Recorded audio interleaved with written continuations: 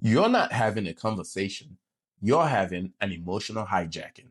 And you cannot even tell the difference. Let me explain what I mean. But first, my name is David Osuji, a psychiatric mental health nurse practitioner. If you like the message, like and subscribe to the channel, and please share with someone else who you think will benefit from hearing it. So, picture this. You're in the middle of a heated argument. Something your partner said triggered you. Your heart's racing. Your voice is raised.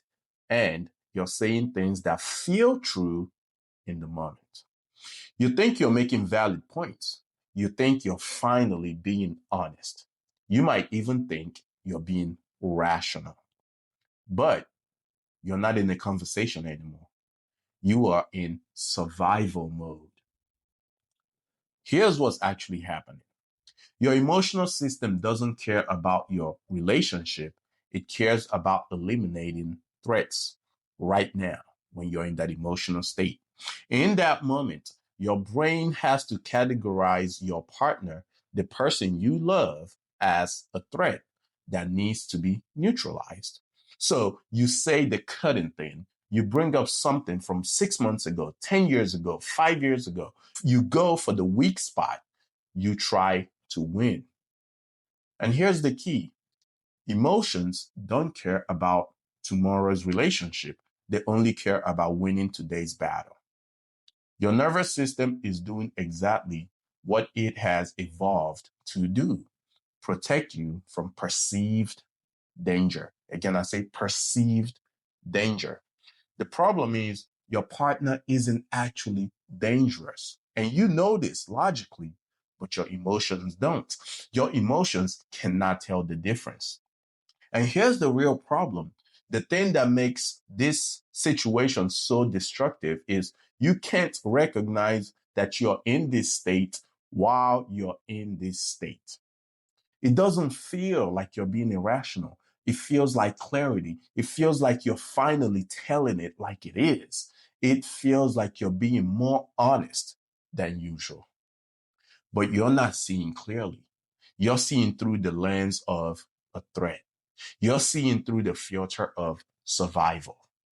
And that's why later, maybe an hour later, maybe the next morning, you think to yourself, why did I say that? Why did I bring that up?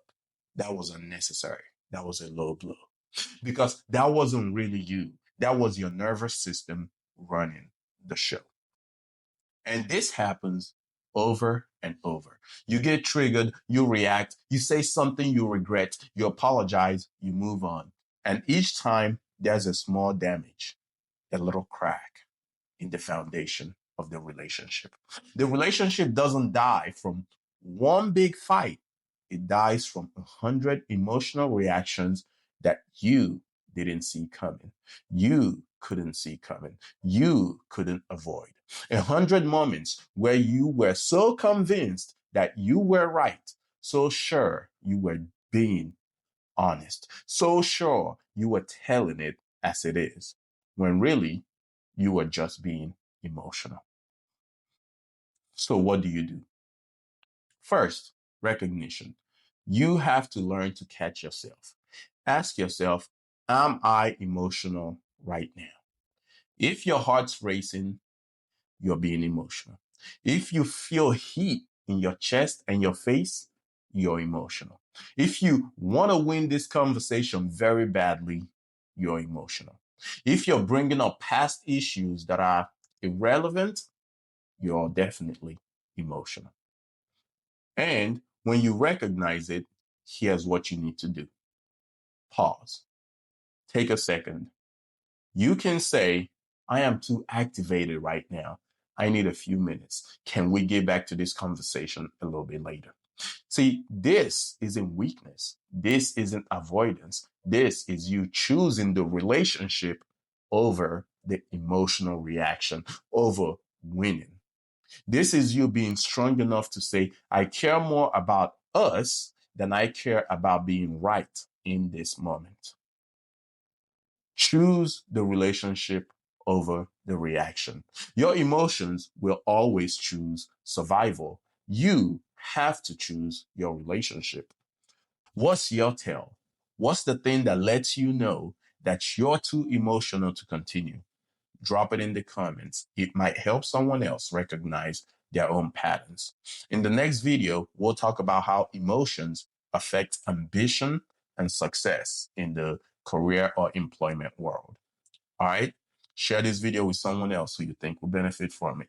See you in the next one.